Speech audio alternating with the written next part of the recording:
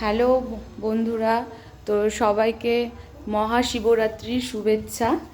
তো দেখো, এখন আমার ছেলে এই যে ঠাকুরের মাথায় এই যে জল দিবে, ঠাকুরের মাথায় জল দিবে। তোমরা সবাই ওকে একটু আশীর্বাদ করো।